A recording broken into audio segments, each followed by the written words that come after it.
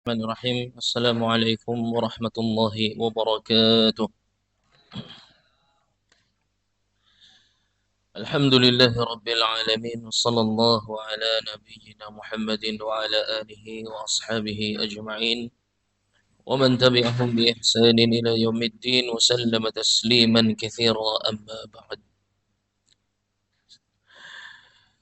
Alhamdulillah, segala puji hanya milik Allah tabaraka wa taala yang dengan limpahan nikmat, taufik dan hidayahnya.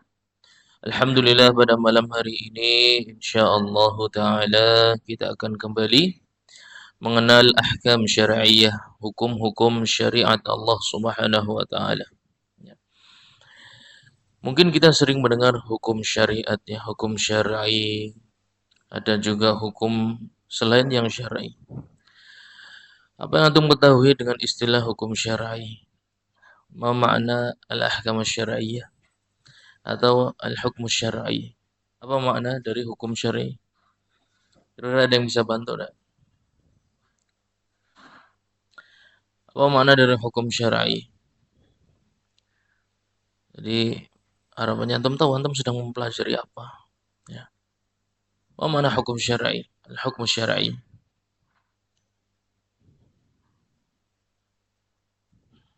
Siapa yang mau coba? Apa makna hukum syar'i? Gak ada yang mau coba? Gak salah, tenang aja.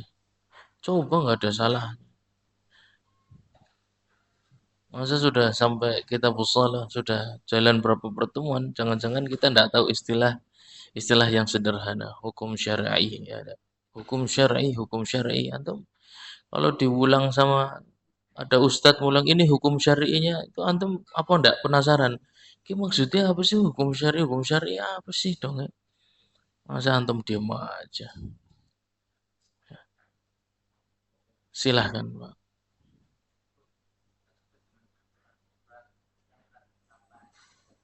Hukum yang sesuai dengan aturan-aturan yang telah ditetapkan. Sekarang kalau Pengadilan Negeri Kota Tegal telah menetapkan bahwasannya hukuman bagi fulan yang berbuat curang misalnya pada pembagian bansos misalnya, ya adalah di penjara sekian tahun, itu termasuk hukum syar'i bukan? Bukan, tayyib. Lalu apa yang dimaksud dengan hukum syar'i?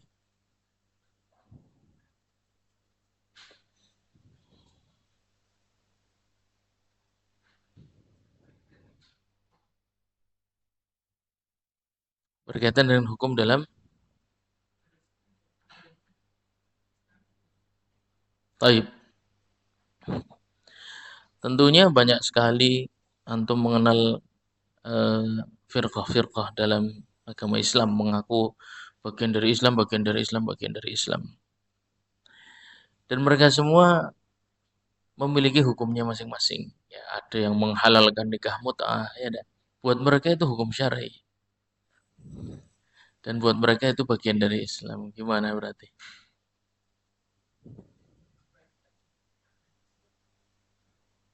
Dalil nikah mut'ah itu dari Quran juga. Ya. Gimana dong? Ayo, sahih. Ada poin di sana. Sederhananya ya, hukum syar'i, hukum yang sumbernya bukan berasal dari manusia. Itu satu poin. Ya. Jadi untuk memahami hukum syar'i itu nggak bisa pakai kecerdasan. Dia hanya bisa menggunakan rujukan. Ya. Jadi tidak ada istilah dalam ini banyak digunakan ya, cendekiawan Muslim. Wah, ada lagi istilah apa lagi, filsuf Muslim, macam-macam. Padahal hukum Allah Subhanahu Wa Taala itu bukan bagi orang yang cendekia saja, yang nggak cendekia juga boleh tahu hukum syar'i, ya enggak? Maka itu adilnya Allah Subhanahu Wa Taala menjadikan hukumnya, aturan main dalam agama Islam itu tidak berdasarkan kecerdasan manusia. Tapi siapa yang mau belajar maka dia akan memahaminya. Ya. Antum mungkin pernah dengar kisahnya Al-Imam Al-Muzani, ya, rahimahullahu taala, membaca kitab Ar-Risalah di depan Al-Imam Asy-Syafi'i ratusan kali. Ya. Antum mau kasih istilah zaman sekarang apa berarti? Ratusan kali, ya, membaca kitab tersebut. Membuktikan bahwasannya dan beliau akhirnya menjadi seorang imam besar yang peninggalan karya ilmunya digunakan sampai sekarang. Masya Allah, tabarakallah, 1000 tahun lebih. Ya. Itu membuktikan bagi kita semua bahwasanya hukum Allah Subhanahu wa taala ini akan Allah berikan bagi mereka-mereka yang mau mempelajarinya, bukan yang mengandalkan kecerdasannya, bukan. Ya. Hukum syar'i yang pertama hukum yang tidak berasal dari manusia, dia berasal dari Allah Subhanahu wa taala yang diajarkan melalui lisan utusannya Rasulnya, ya, Nabi Muhammad sallallahu alaihi wasallam. Faman akhadhaha faqad akhadha bihadhin wafir, kata Nabi sallallahu alaihi wasallam. Kami tidak meninggalkan harta benda ketika meninggal, ya. Kami tidak meninggalkan emas dan perak ketika kami meninggal. Tapi ketika para meninggal, yang kami tinggalkan adalah hukum Allah Subhanahu wa taala. Ya. Di dalam hadis yang lain Nabi sallallahu alaihi wasallam menyampaikan, "Taraktu fikum amrayni," aku tinggalkan bagi kalian dua perkara. Ya. Lan tadillu abadan ma tamassaktum bihima, kalian tidak akan pernah tersesat selama-lamanya. Mau pinter, mau kurang pinter, mau ranking 1, ranking 2, ranking 3 sama. Mau sekolahnya S1, 2, S3 sama, mau sekolahnya cuma SMA, SMP sama. Ya. Selama pegang Al-Qur'an dan sunnah Nabi Muhammad SAW yang keduanya berasal dari Allah Subhanahu wa taala, maka orang ini tidak akan tersesat selama-lamanya. Maka itu keadilan Allah Subhanahu wa taala. Jadikan sumber hukum utama bagi manusia bukan dibuat oleh manusia itu sendiri. Itu hebat itu. Kalau seandainya umat Islam hukumnya dibuat oleh manusia, wah itu bahaya. Nanti manusia yang mana? Akhirnya muncul masing-masing mengaku paling tahu tentang hukum Allah. Ya. Ada istilah Islam Nusantara, ada nanti muncul Islam Eropa, ya. Ada Islam Timur Tengah. Islam cuma satu, hukumnya syar'i, tidak berasal dari manusia. Ya. Tidak berarti kalau eh, nasabnya itu nyambung kepada sahabat Ali, kemudian lebih utama dibandingkan yang nasabnya hanya nyambung kepada seorang kiai. Ya, Islam adil, hukumnya syar'i, berasal bukan dari manusia, berasal dari penciptanya manusia, Allah Subhanahu wa taala. Semua berhak mempelajarinya, semua berhak menjadi seorang faqih, semua berhak menjadi hamba Allah Subhanahu wa taala yang paling sempurna ibadahnya, lebih sempurna dibandingkan hamba-hamba yang lain. Maka kita sudah tahu bahwasanya hukum syariat itu berasal dari Allah Subhanahu wa taala, maka manusia wajib untuk mempelajari karena tidak lahir dengan ilmu. Manusia lahir membawa sesuatu yang perlu untuk diperbaiki. Wa khuliqal insanu dhaifa. Manusia diciptakan dalam keadaan lemah, membawa sekitar yang perlu diperbaiki. Nah, ini kadang beberapa orang merasa aku orangnya sudah baik, ya, saya secara akhlak sudah baik sehingga nggak perlu lagi belajar agama. Enggak. Patokan baik itu dari Allah Subhanahu wa taala. Patokan benar itu dari Allah Subhanahu wa taala. Yang belajar insya Allah menjadi baik, yang tidak mau belajar ya kemungkinan dia menyangka dirinya baik, akan tetapi ternyata banyak menyelisihi syariat syariat Islam. Taib, insyaallah taala kita akan pelajari pada kesempatan malam hari ini beberapa hal yang makruh, beberapa hal yang tidak boleh dilakukan di dalam salat, yang hukumnya makruh. Ya, makruh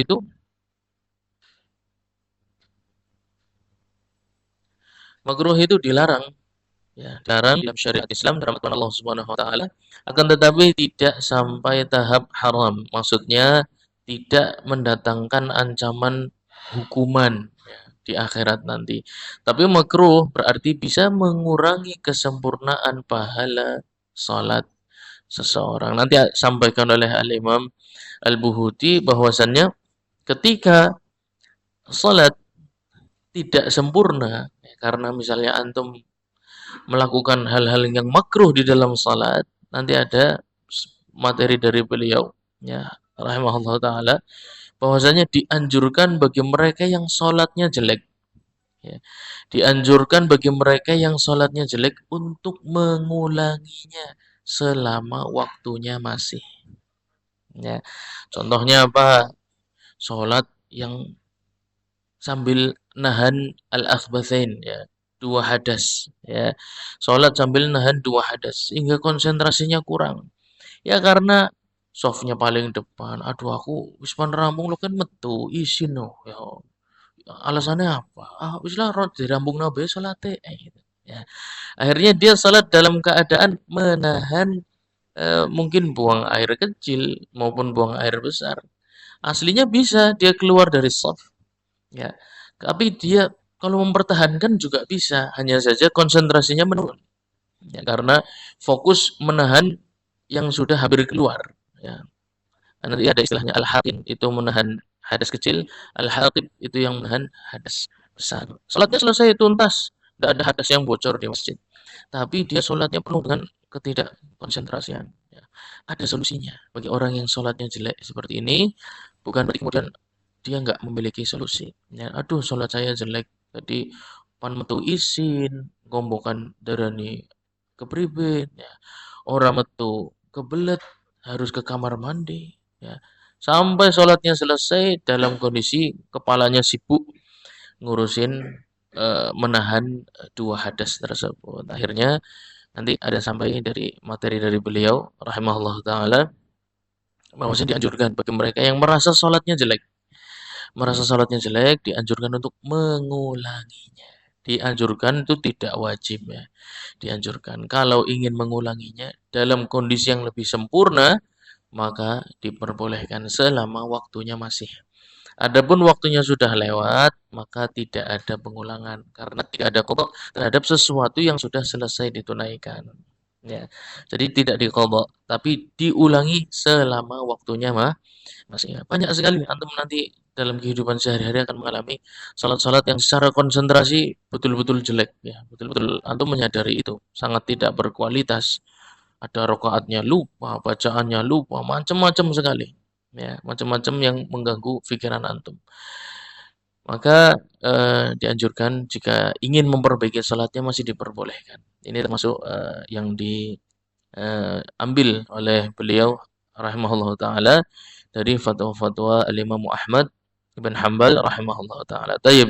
Kita mulai dari yang pertama nanti itu insyaallah sampai materinya ya. Faslun yang qala rahimahullah taala wa yukrahu fi sholati iltifatuhu liqaulihi alaihi salam huwa ikhtilasun yakhtalisuhu syaitan min salatil abdi rawahu al-Bukhari wa in kana li khaufin wa nahwihi lam yukrah. Ini sudah kita singgung di pertemuan yang lalu bahwasannya makruh di dalam salat Anda melihat selain tempat sujud. Ya, disunahkan melihat tempat sujud. Kalau Anda melihat tempat-tempat lain selain tempat sujud, hukumnya makruh, mengurangi kualitas salat Anda. Ya. Tidak sampai haram, salatnya tidak sampai batal, tapi mengurangi pahala. Buktinya apa? Kok bisa mengurangi pahala? Yang menyampaikan Nabi Muhammad SAW. Huwa ikhtilasun yakhtalisuhu syaitan min salatil abdi. Itu bagaimana cara syaitan mencuri pahala dari hamba-hamba Allah yang sedang salat. Jadi dikurangi pahalanya. Kalau ditunda salat tidak bisa, dihalangi untuk salat tetap menunaikan salat, maka syaitan akan terus berusaha mengurangi pahala hamba ini supaya tidak terlalu jauh jaraknya ketika di akhirat nanti. Syaitan selalu ingin mendapatkan teman. Ya, sehingga siapapun yang salat akan selalu diganggu dengan pikiran-pikiran yang macam-macam, kesibukan-kesibukan yang mengganggu dia dari salatnya, sehingga pahalanya semakin sedikit, semakin sedikit, semakin sedikit, dan bisa jadi tidak ada pahalanya sama sekali. Wa in kana li khaufin wa nahwihi lam yukrah. Tapi kalau karena ada rasa takut atau yang semisal, maka tidak mengapa. Contohnya apa? Waktu saya contohkan di pertemuan yang lalu. Salat khauf betul. Contohnya ibu, ya, ibu-ibu membawa anak, ya, anaknya masih balita, belum tahu benar salah, belum tahu arah barat, timur, utara, selatan, belum tahu bahaya, belum tahu aman. Ya. Kemudian salatnya salat Aid, ya, apalagi salat Aidnya di Ibrahim Center di pinggir jalan besar. Ya. Maka ibu ini justru harus melihat kepada anaknya meskipun sedang salat, harus diperhatikan. Jangan sampai anaknya ini keluar dari safnya kaum muslimin dan muslimat kemudian jauh sampai ke jalan tanpa pengawasan. Jadi kalau ada rasa takut maka diperbolehkan untuk meliriknya. Atau misalnya seseorang sedang nungguin orang sakit, ya, sedang nungguin orang sakit di rumah sakit, mungkin perlu bantuan dan lain sebagainya. Dan orang yang bermandi sedang salat. Ya. Maka boleh untuk melihat sedikit ke orang yang sedang sakit, yang sedang dia tungguin. Kalau hajatnya memang mendesak, maka dia batalkan salatnya. Kalau berkaitan dengan nyawa orang tersebut. Tapi kalau memang sepertinya hajatnya bisa ditunda, maka selesaikan salatnya. Tapi intinya pembahasan kita, boleh nggak sih lirik-lirik kanan kiri dalam salatnya?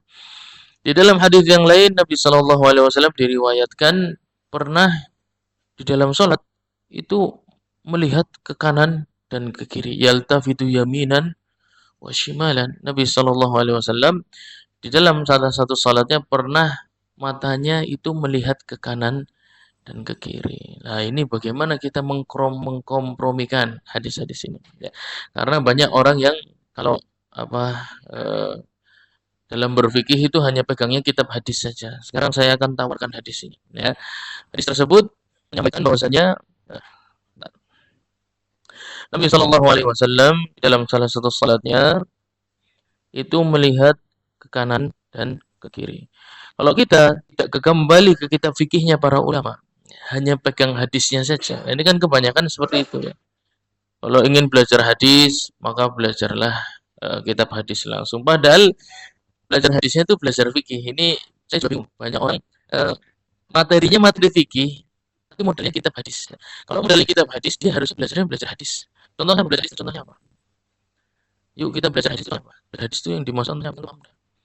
Bedanya belajar belajar hadis. Belajar hadis itu banyak. Ini hadis yang level belajar tabi'in. Dia orang yang fiqh. Memiliki ini.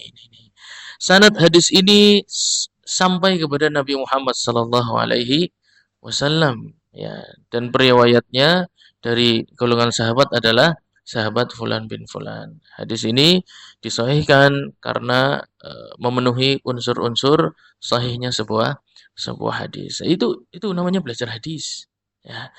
Yang unik sekarang orang itu mengakunya belajar hadis ya supaya terlihat seperti seorang muhadis. Kan keren ya, muhadis kan keren ya. Ahli hadis kan keren ya. Seseorang diberi lakap ahli hadis itu keren. Bahkan banyak eh, ikhwan-ikhwan saudara-saudara kita mengambil kuliah jurusan hadis ya supaya menjadi seorang ahli ahli hadis. Tapi kenyataannya mereka itu fokusnya bukan hadis, fokusnya fikih. Itu unik lagi itu. Ya. Buktinya apa? Ya. Hadis yang pertama ya, diriwayatkan oleh Fulan bin Fulan dari Fulan sampai kepada Nabi Muhammad SAW.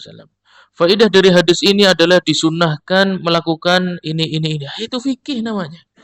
Faidah dari hadis ini diharamkan melakukan itu namanya fikih. Ya. Kalau mau seperti itu saya tawarkan hadis ini. Ya. Bagaimana Anda menanggapi sebuah hadis Nabi Shallallahu Alaihi Wasallam di dalam salatnya matanya melihat ke kanan dan ke kiri. Berarti sunnahnya itu lihat tempat sujud atau ke kanan dan ke kiri saya bertanya. Mereka akan menyelesaikan seperti itu. Atau nggak bisa selesai. Mau merenung 4 tahun, 3 tahun nggak akan bisa selesai. Kalau itu nggak bisa selesai merenung. Selesaikan dengan belajar, nggak ada cara lain. Atau buka fikih akan dijelaskan di sana. Jadi Nabi Shallallahu Alaihi Wasallam ya ketika salat kemudian melihat kanan dan kiri itu dalam kondisi khuf, dalam kondisi ada ancaman musuh akan tiba. Dalam hadis tersebut Nabi Shallallahu Alaihi Wasallam mengirim beberapa pasukan untuk berjaga-jaga untuk melindungi kaum muslimin yang sedang salat. Sehingga dalam kondisi salat beliau melihat kepada daerah-daerah yang sedang dijaga oleh kaum muslimin, baik pasukan yang berkuda maupun yang tidak berkuda. Apakah aman atau sudah ada musuh yang mendekat? Itu kejadiannya. Nggak bisa kalau cuma pegangan hadis tidak ada penjelasan para ulama itu nggak mungkin terjadi. Ya, maka sungguh membingungkan. Kita ini mengakunya eh, Ahlus Sunnah wal Jamaah, tapi tidak mengikuti tarikhahnya Ahlus Sunnah wal Jamaah. Mengaku Salafi, tapi tidak mengikuti tarikah atau jalannya para ulama salaf. Apalagi sekarang lagi ramai ya, yang ajakan untuk meninggalkan mazhab-mazhab ya, dianggap asing justru. Mazhab-mazhab itu dianggap asing. Padahal di zaman ilmu sedang hebat-hebatnya, orang tidak bermazhab itulah yang asing. Sekarang malah kebalik. Ya, orang kalau bermazhab, ini bermazhab tuh fanatik kok ya. Karena Anda nggak pernah mempelajarinya. Kalau Anda mempelajarinya, Anda bahkan tahu cara menanggapi khilaf para ulama.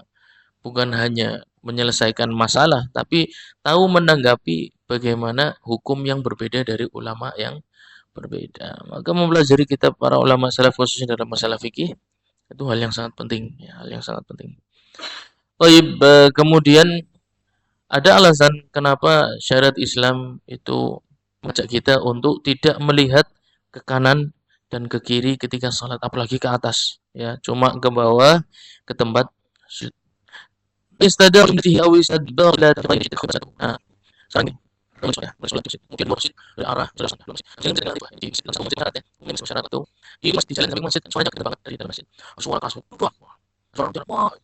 Ini lagi sholat kira-kira ngomong keras banget. Nah, itu yang salahnya. Ketika kaum muslimin ketika sholat kemudian menengok ke salah satu arah, berarti sedang meninggalkan arah apa? Meninggalkan arah, meninggalkan arah. Sini sini. Kamu sudah meninggalkan arah. Kiblat apa man? Kamu dulu menghadap mana? Menghadap kiblat. Sini. Itu udah macam. Udah kiblat itu hukumnya apa? Syarat. Ya. Syarat dia harus ada dari awal sampai akhir. Hilang sebenarnya sholat Anda batal. Kok bisa ya? Yang semisal pun begitu. Yang namanya kondisi tahir, kondisi suci atau taharah. Ya.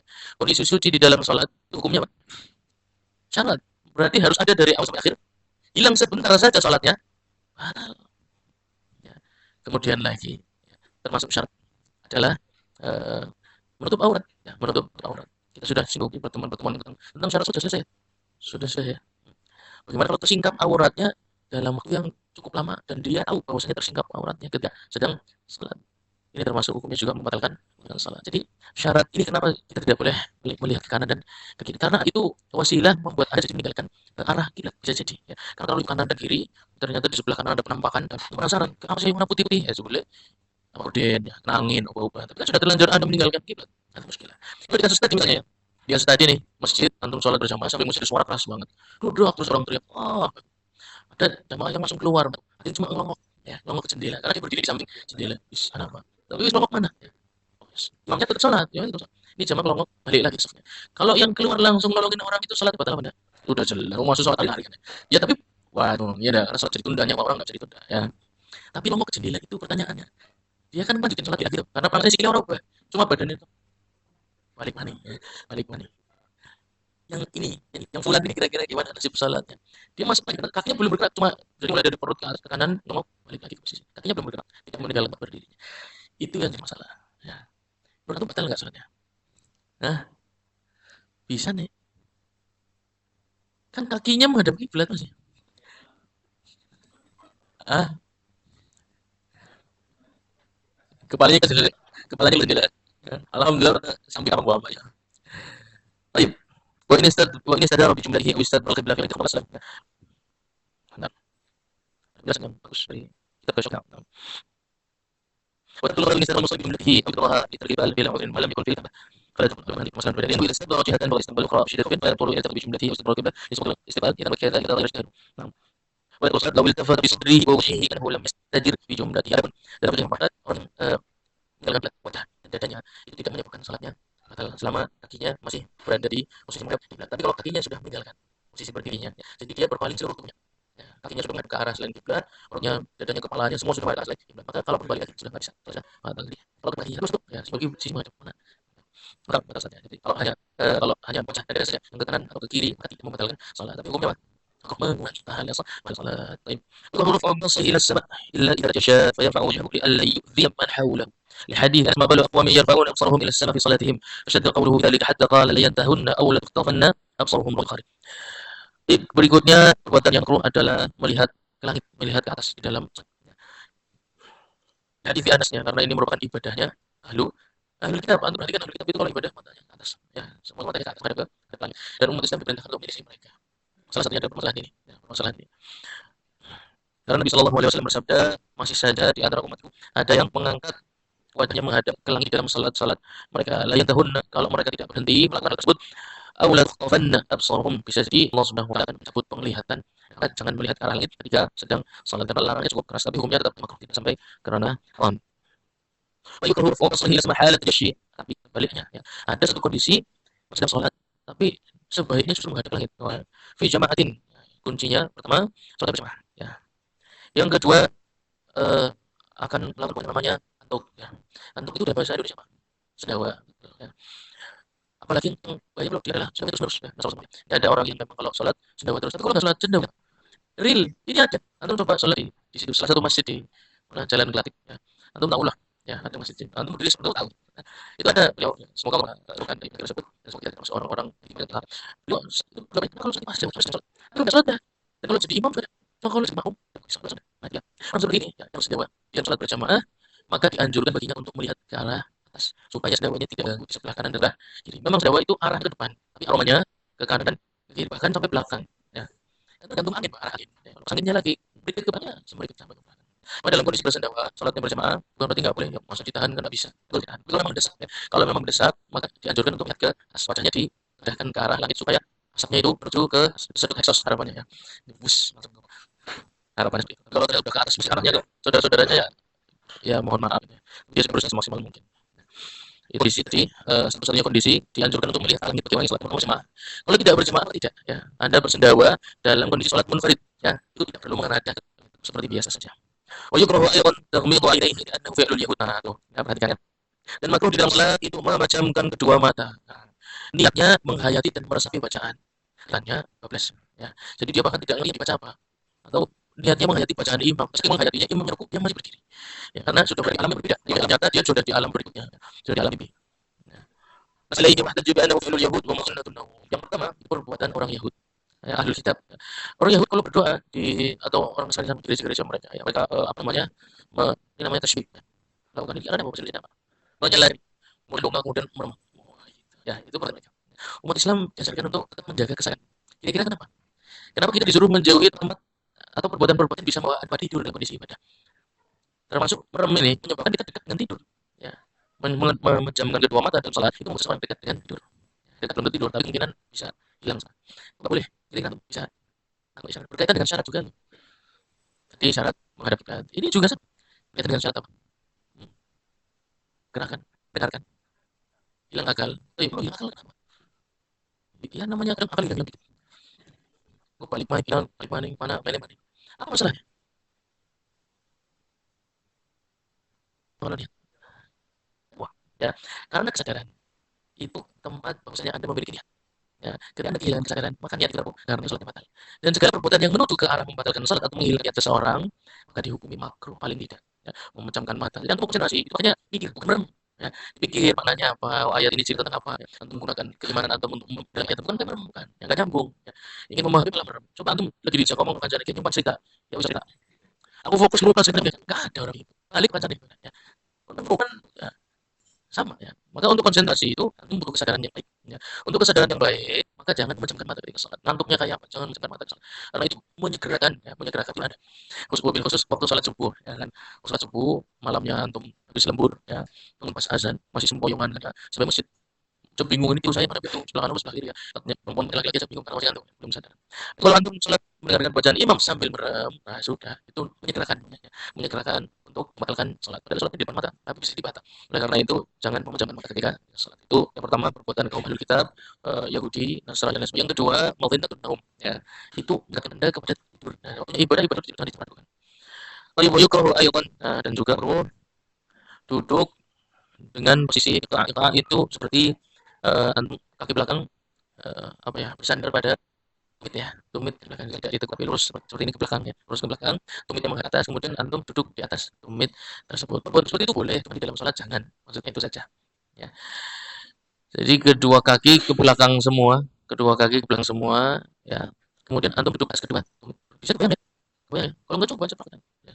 Antum lihat contohnya ya kamu jika itu posisinya seperti itu atau ada dua sifat itunya itu seperti duduknya orang Jepang duduk Jepang itu orang Jepang ya cari ya, itu kaki sebelah kanan dan kiri kemudian duduk di atas lantai kalau tadi duduk di atas kedua tumit kalau ini duduknya di atas lantai jadi posisi kakinya nandak sebelah kiri kalau tadi posisi tengah semua ke belakang keduanya makruh ya keduanya makruh dilakukan di dalam salat dan duduk di dalam salat bagaimana ya, duduknya iftirash bersandar pada kaki yang sebelah kiri taruh ke belakang dan antum duduk di atas kaki yang sebelah kanan luruskan ke belakang kemudian jari-jarinya diarahkan ke arah di jari kaki diarahkan ke arah kaki yang kanan ya. Kaki yang kanan jari-jari diarahkan ke arah dari kaki yang kanan lurus ke belakang ya kemudian diangkat tepuknya diangkat jarinya diarahkan ke arah kiblat kalau sebelah kiri dirikan tangan untuk telapak yang sebelah kiri yang masukkan ke dalam kemudian disediakan tangan untuk duduk itu iftirash namanya duduk iftirash di dalam salat duduk iftirash ada kondisi duduk tawarruk dalam fatwa Imam itu hanya terjadi pada akhir salat yang memiliki dua tasyahud ya, selesai. Jadi duduk tawarruk itu terjadi pada akhir salat. Apa kunci akhir salat ya? Kalau imamnya akhir, antumnya belum, berarti antum tawarruk apa iftirash? Iftirash. Ya, karena tawarruk itu hanya di akhir salat. Tidak ada tawarruk dua kali. Itu tawarruk itu hanya terjadi satu kali sekali. Ada ya. Imamnya rakaat terakhir. Anda duduknya tetap iftirash. Nah, tawarruk itu hanya terjadi satu kali di akhir salat ada. Ya. Dan pada salat yang memiliki berapa? Dua tasyahud. Maka di salat subuh adalah iftirash. Itu fatwanya Imam Muhammad rahimahullah taala. Baik, itu tadi ya, dua duduk yang makruh. Yaitu duduk dengan model dua kaki taruh ke belakang, kemudian Anda duduk di atas kedua tumitnya. Atau kakinya sampaikan sebelah kanan dan kiri tetap ke belakang ya, dan Anda duduk di atas, tanahnya di atas. Itu kedua makruh ya, duduknya makruh. Masalah khilafiyah, jangan terlalu masalahnya khilafiyah. Yuqalu an ya'tamida 'alaihi aw ghayriha wa huwa jaiz. Dalam kondisi duduk. Ya, dalam kondisi duduk makruh bersandar menggunakan tangannya ya. Kondisi duduk seperti itu. Duduknya apa? Iftirash ya, haram makruh. Iftirash atau jangan bersandar pada tangannya karena mungkin lemas salat yang memiliki lemas makruh. Jangan angkat tangannya deh. Boleh makruh tidak membatalkan salat, tapi mengurangi pahala salat. Liqauli Umar radhiyallahu anhu anna Nabi sallallahu alaihi wasallam yajlis ar-rajulu fi as-salati wa huwa mu'tamidun 'ala yadihi rawahu ahad. Nabi sallallahu alaihi wasallam melarang seseorang ketika salat kemudian bersandar menggunakan tangannya. Hadis riwayat Imam. Wa an yastanida ila jidari wa nahwihi, dan juga dilarang ketika salat nyender pada tembok atau yang tidak usi maka seperti qiyam ya. Illa min hajatin, kecuali membutuhkan. Siapa membutuhkan? Nah, orang-orang yang tidak mampu berdiri lama, tapi untuk jalan jogging untuk alat kuat. Ya. Tapi untuk urusan berdiri salat tidak kuat lama, ya tidak apa-apa, tidak berprasangka buruk, mungkin ada yang seperti itu. Kalau gerak saya bisa mas, tapi kalau diam itu nggak kuat gitu, ya sudah nggak apa-apa. Kebanyakan kita langsung duduk, ya langsung mengambil kursi, yang udah gitu kursinya cocok lagi ke belakang, sehingga kalau belakang sujud nabrak kursi. Kalau diprotes marah dia, ya. Harusnya kursi itu menggantikan posisi kaki, tapi ya menggantikan dia, ya kursi itu menggantikan posisi berdirinya, maka kursi itu sebagaimana kakinya. Kalau kursi yang cocok ke belakang berarti seakan-akan dia softnya itu mundur. Nanti ada insya Allah pembelajaran maksudnya, kalau duduk di atas kursi, maka kursinya lah yang harus sejajar dengan softnya, bukan orangnya. Karena orangnya udah gugur, dia nggak mampu berdiri. Posisi berdirinya dengan gugur, maka kursinya yang maju. Orangnya posisinya jadinya loh ke depan wajar karena Anda sudah menggugurkan diam. Anda sudah menggugurkan syariat berdiri di dalam soal jadi tidak mungkin lagi sama dengan sebelah-sebelahnya. Maunya dia duduk tapi posisinya sama, karena kalau maju malu mungkin beda dan lain. Kalau misalnya malu beda lagi. Ya. Tapi bagi orang yang mampu berdiri, kemudian sampai misalnya tadi sebagai beliau kan mampu karena masalah ini bersihkan dan selesai. Ketika kesulitan diri itu yang pertama opsinya duduk dulu. Jangan cari kursi dulu. Kalau bisa tetap berdiri meskipun bersandar pada sesuatu itu lebih lama. Kenapa? Karena tidak menggugurkan rukun berdiri rukun. Ya. Kalau sengaja tidak berdiri batal. Ya. Dia rukun di dalam salat. Jadi rukun itu ditinggalkan. Contohnya berdiri bersandar pada apa? Enggak boleh. Ya, kemudian yang dari sering gitu itu dipakai langsung ambil kursi dulu. Kalau sudah selesai dia berdiri jalan keluar lancar, enggak ada masalah. Terus, kalau bisa rebut kenapa rosa? Ya. Tapi kalau udah kita masuk dalam masalah itu. Mungkin dia ada unsur tertentu. Kalau sholat banyak kumat, kalau di luar sholat jangan siapa tahu seperti itu memang. Saya kumat kita sholat apa baik apa nih ya. Ya wis lah. Anggap saja seperti Anda sampaikanlah hukum saya wis. Akan tetapi lebih baik jangan langsung ambil solusi duduk dulu. Tapi sandar dulu. Mas tongkatnya ketinggalan di rumah. Oke. Sandar pada tiang nggak bisa, berarti ini nggak bisa sudah berarti ambil kursi duduk. Ya, nggak ada kursi duduk berarti ambil kursi bawah. Ya, langsung dengan tapi itu urutannya kalau bisa berdiri tanpa menggugurkan rukun berdiri, tapi bisa menggantikan itu dengan bersandar lebih baik dibandingkan menggugurkan rukun meskipun nggak ada hajat ya, hajatnya ketika nggak mampu berdiri lama. Illa min hajatin. Nah, itu berkata dengan mu'allif, kalau ada hajat, maka nggak apa-apa nyender. Jadi masalah memang tempat favoritnya pinggir jendela. Ini banyak, real juga, di masjid yang sama juga. Ini saya cerita. Favorit mesti di tengah masjid kosong tetap pinggir jendela. Nah, saya kan buka tepuk direct, mesti ada jendela. Jadi dari awal dia langsung mengincar pinggir jendela. Mungkin karena sepoi-sepoi atau mungkin jendela ada dekat mungkin sama dia. Jadi dia bisa menyapa teman-temannya. Ada yang di posisi sana. Lah, kalau tidak hajat ya, dan kuat, berdiri kuat, nyender gak nyender juga sama kuatnya. Tapi dia milih memang pinggir jendela supaya bisa nyender, sengaja. Dan memang senangnya ledotan, senangnya ledotan. Soalnya pelan ya, lumayan tembok. Ya. Fa'inkan iskutu lahu zina dalam keseh bahaya yang melakukan seperti itu nyender dalam salat ke tembok maupun ke tiang, ini perbuatan yang berbahaya. Berbuatnya apa? Kalau tiba-tiba tembok itu rubuh, maka orang tersebut akan jatuh. Ya. Dan orang yang jatuh batal sudah. Ya. Maka para ulama nyendernya cuma sekedar nempel, nyender tuil. Ya. Angger tiangnya dicukup, angger meninggal. Berarti ini makruh. Tapi kalau nyendernya pol, ya, benar-benar doang nemen, nyender benar-benar lendotan full. Ya. Tiangnya atau temboknya kita ambil dan dia kemungkinan jatuh, maka salatnya batal. Kira-kira kenapa bisa? Berkata kenapa kok? Angger nyender secuil makruh, angger nyender full, salatnya batal. Kira-kira. Jangan kata ya kenapa dia gugur nyender tersebut? Rukun apa? Kan masih berdiri. Berdiri nyender. Cuma nyender toyok. Ya. Tapi ada cenderannya baik tembok maupun tiang. Apa nyender kancannya jamaah sih? Karena gede sekalian yang alhamdulillah nyender. Ya. Gimana? Kenapa itu membatalkan rukun yang rukun berdiri? Kan dia masih berdiri. Mau tenang, sholatnya tenang, sepoi-sepoi. Mana lihat di pinggir jendela tadi. Supaya dia kemana salat, anginnya bisa. Terus namun ya. Benar tidak betul. Mengukurkan rukun berdiri. Pertanyaan saya, dia kan masih berdiri. Niat, hatinya sangat baik. Niatnya tulus. Dari awal sholat niatnya tulus. Ya. Kompon bapak ini semangat dewek. Ya, dari sangat kuat. Khawatir temboknya ambrol. Ya, sebenarnya sudah dekat rupanya. Ya, sudah dekat banget. Kata para ulama, karena berdirinya itu tidak hakiki. Tidak berdiri. Cuman namanya berdiri. Buktinya apa? Buktinya saya kalau diambil dia jatuh, maka hakikatnya orang ini tidak berdiri tapi lendongan. Alias tidak berdiri sempurna. Dan diingin dalam Islam dia berdiri hakikat. Ya, berdirinya hakikat betul-betul berdiri, bukan yang berdiri nampaknya saja berdiri. Ya, ini terjadi yang menggampangkan nyadar pada tembok ataupun yang ketika salat jangan sampai kalau itu terjadi dan juga pernah terjadi maka salatnya harus dikodok.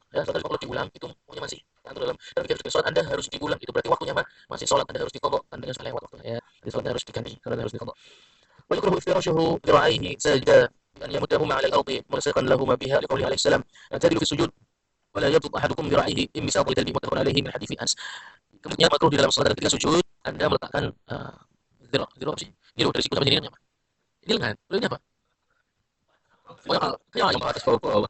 Eh, coba lihat antum, aku bingung melihat apa antum ya. Dari siku sampai ke bawah ini namanya apa? Lengan bawah, siku lengan atas. Ya, habis lah, saya bawahnya atas ya. Itu ayam ya. Jadi lengan bawah, siku ke bawah. Dalam kondisi sujud itu jangan dijatuhkan, tapi jangan. Ya. Yang nempelnya telapak tangannya saja. Ya tadi lufi sujud angkat, sujud diangkat lengannya. Ya. Oleh suka hadung terakhir bisa kalbi. Jangan seperti hewan seperti di sini beberapa kucing juga sama. Kan. Kucing kalau nyender juga ambil bawah. Nah, kucing nyender begini. Ada. Itu misalnya saja, hewan itu misalnya saja. Kalau ada yang pasti jangan tersinggung. Ya, Nabi tidak membuli umatnya dikatakan wah saya dibuli oleh Nabi karena anjing. Nah, ini jangan ya. Karena di zaman tersebut banyak ditemukan hewan anjing itu banyak di zaman Nabi sallallahu alaihi wasallam. Jadi jangan sujud kemudian nempel semua. Yang nempel di tempat sujud hanya telapak tangannya. Saya disunahkan untuk yang hadis muttafaqun alaih. Wa yukrahu 'abathuhu li anna alaihi salam rajul ya'bathu bi sadrihi wallahu khashi'at jawarihu. Nah, dan makruh melakukan hal yang tidak perlu, yang melakukan hal tidak perlu di ruang sholat. Ukurannya segitu kalau pulang begini ganda karena juga ya.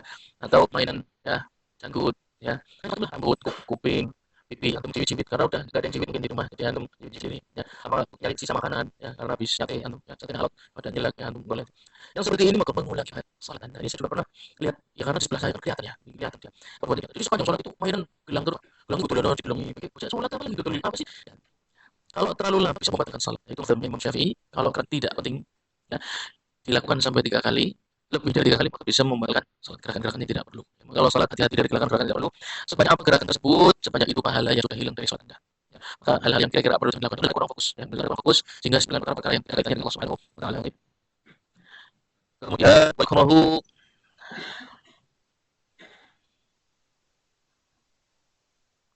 bentar. Kasur itu waktu dia ada kasratihi sahih tapi malang kering ya. Jadi makruh Anda berpose seperti apa sih?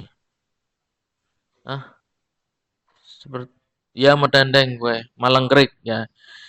Makruh metendeng ketika sholat. Jadi kadang kesel kan kayak ya. Antum dulu nggak pemain bola nggak kesel mesti metendeng. Lah antum kesel kayak apa di dalam sholat tidak boleh metendeng. Ya, tetap tangannya sedekap ya, tangannya sedekap. Linahi alaihi salam an yusalli rajul mukhtasiran. Jadi kalau dilarang berarti ada kejadiannya enggak?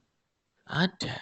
Ya, menunjukkan pernah terjadi memang. Ada seseorang yang salat tapi tangannya metenggeng ya. Muttafaq alaihi min hadits Abi Hurairah dari sahabat Abi Hurairah ya, bahwasanya Nabi sallallahu alaihi wasallam melarang salat sambil tadi metenggeng itu. Wa yukrahu tarawuhu bi mirwahatin wa nahwiha li'annahu min al-'abth ila li hajatin ghammin shadidin. Makruh juga kipasan. Oh, kipasan menggunakan kipas yang antum kipas manual. Agar kipas otomatis orang apa, tidak mengganggu. Ya, itu justru bagus. Kipas yang otomatis ada AC, ada kipas muter itu yang otomatis tidak mengganggu kita dalam sholat. Yang mengganggu adalah kipas yang manual. Ya, jadi sholat panas, antum mengeluarkan senjata, seret. Ya. Nah, makruh kan saya supaya ini fokus ya supaya fokus ini cuaca terlalu panas ya li'annahu minal abas itu termasuk perbuatan yang tidak perlu illa lihajatin kecuali ada hajat hajatnya apa tadi hajatnya ghammin syadid ya terlalu panas ya suasana yang mendung yang hujannya tidak turun-turun itu loh ya antum pernah ngalami ya mendung sing ora mudun-mudun hujan jadi hawanya pengap ya udaranya sangat pengap panas sumuk ya maka boleh tapi sedikit saja ya sedikit saja kipasan sedikit yang manual kalau yang otomatis enggak ada masalah yang kedua mirip dengan itu namanya kalau tadi tarawuh kalau ini namanya murawahah wa murawahatuhu baina rijlaihi mustahabbatun wa tukrahu kathratuhu li'annahu fi'lul yahud. Yang kedua namanya murawahah. Kalau murawahah itu mustahabbah, dianjurkan. Apa itu murawahah? Murawahah itu antum capek berdiri ketika salat. Kemudian antum bersandar pada salah satu kaki, mengistirahatkan kaki yang satu. Kemudian yang istirahat gantian jadikan sandaran, kemudian antum mengistirahatkan kaki yang satu. Ini perbuatan dianjurkan. Justru dianjur dilakukan para sahabat. Ya. Ini salah satu rahasia mengapa para sahabat sholatnya kuat lama-lama. Ya. Karena mereka tahu caranya sholat yang panjang. Karena mereka tahu caranya sholat yang lama. Caranya sholat yang berdirinya panjang, ya seperti sholat gerhana, sholat kusuf, ya, kemudian tarawih, ya, sholat-sholat yang panjang. Antum jangan ngeluh, aduh imamnya bacanya dawa nemen, loh, urusan Anda sebagai makmum, ya, yaitu menyesuaikan diri. Kalau memang imamnya bacanya pas panjang, antum capek, disunahkan untuk melakukan murawahah, mengistirahatkan salah satu kaki dan nyandar dengan kaki yang satu. Nanti gantian, ya. Satu yang kaki, yang satu diistirahatkan. Ini dianjurkan. Sehingga nggak ada istilah makmum gerendel karena imamnya bacanya ke Sunda. Aku orang kuat, anggur imamnya kaya, macamnya Jawa sikile pegel karena Anda jahil. Ya. Padahal ada caranya. Syariat Islam itu tidak membuat seseorang untuk sholat dari kangelan itu nggak ada. Sholat itu mudah. Mau imamnya pendek, ayo. Mau imamnya bacanya panjang, ayo nggak ada masalah. Semuanya santai. Yang penting antum bisa mentadaburi bacaan imam. Ya, selama imamnya bacaannya fasih, memenuhi syarat, tidak membatalkan sholat, maka antum berusaha mentadaburi ayat yang sedang dibaca. Yang jangan fokus kepada panjang pendeknya bacaan. Ya, kalau pendek, alhamdulillah. Kalau panjang, lakukan murawah. Ya, dianjurkan ini perbuatan para sahabat. Nah, maka antum kalau kerasa capek badannya, sholatnya, bacanya panjang, nggak usah khawatir sama sekali. Ya, lakukan yang namanya murawah, mustahabbah, dianjurkan. Akan tapi wa yukrahu kasratuhu aja kakean. Mau sepanjang sholat kaki terus. Ya, dolanan kanan kiri, ada sholat tuh. Tapi lagi olahraga, ya lagi pemanasan. Ya. Li'annahu fi'lul Yahud, karena itu perbuatan orang Yahud. Orang Yahud, ya, kalau ibadah doyong kanan, doyong kiri, ya, doyong depan, doyong belakang, doyong kanan, kanan kiri. Ini orang-orang, antum perhatikan orang-orang ahlul kitab Nasrani sama. Ya, mereka sambil nyanyi ibadahnya kanan kiri badannya, nanti ke depan belakang, kanan kiri kanan kiri. Nah, kita diperbolehkan melakukan murawahah, tapi jangan terlalu banyak. Ya, secukupnya antum menghilangkan pegel di kaki, kemudian fokus lagi kakinya berdiri keduanya. Berapa menit terasa capek lagi murawah lagi. Yang kiri dulu, kemudian yang kanan, kemudian cukup antum berdiri di atas keduanya ya, secukupnya. Wa farqa'atu asabihi wa tashbikuha. Baik. Yang wis watuk-watuk wis tandanya apa? Ya. Nah, ya bisa kita tutup dengan yang ini ya. Bukan kesuwen aku. Lo kadang-kadang ngajine kesuwen. Nah, salah makanya. Antum murawah saja. Ya kalau pegel ya jagungnya medeng kiri, medeng kanan ya. Kemudian dimeluni bae wis ya. Wa farqa'atu asabihi, makruh juga bermain jari yang namanya kletak-kletak jari. Nah, apa sih kletak-kletak gue apa sih? Hah? Memotes jari apa gue? Ya membunyikan tulang gue lah. Istilahnya antum punya sendiri bukan ya. Dilarang kletak-kletak jari ketika sedang salat. Makruh mengurangi kletak satu ya pahala salat kurang sekian persen. Kletak dua kurang sekian persen. Ada maning, ada maning bahasa apa gua ada maning. Ada lagi itu yang kakinya memang kletak-kletak. Ya, tapi dia buat mainan ya. Pas sholat digerak-gerakkan, kletak, kletak, kletak, kletak. Ya itu bermain seperti itu menyebabkan pahala salat berkurang. Wa tasbikuha ini jelas ya, tasbik ya. Ini kalau ini makruh jelas kita sudah singgung di pertemuan yang sebelumnya. Dalam salat jangan melakukan ini. Ya, jangan melakukan karena itu ibadahnya kaum ahlul kitab. Anna Rasulullah sallallahu alaihi wasallam ra'a rajulan qad shabbaka asabi'ahu fi shalah fa farraja Rasulullah sallallahu alaihi wasallam baina asabihi. Beliau sallallahu alaihi wasallam melihat ada seorang sahabat yang salat seperti ini ya karena peninggalan agama sebelumnya. Karena peninggalan agama sebelumnya. Kemudian beliau sallallahu alaihi wasallam membuka jarinya satu persatu supaya hanya sedekap saja. Wa yukrahu tamattu. Ini lanjut. Lanjut apa aja? Lanjut cucul ya. Wa yukrahu at-tamattu. Tamattu itu eh, memanjang-manjangkan. Wah, tamtid itu memanjang-manjangkan. Memanjang-manjangkan tubuh di dalam sholat. Nah, kira-kira apa maksudnya? Apa kira-kira tuh bisa ngulet betul ya. Ngulet di dalam sholat ya. Wa an yusalli baina yadayhi ma yulhihi. Ya, ngulet di dalam salat itu termasuk sesuatu yang makruh. Dalam Kasyaful Ghina disampaikan karena itu perbuatan orang yang tidak bersemangat. Seakan-akan sholatnya boseni, suwe, ya bacaannya alon, wis alon dawa rumusan. Aduh,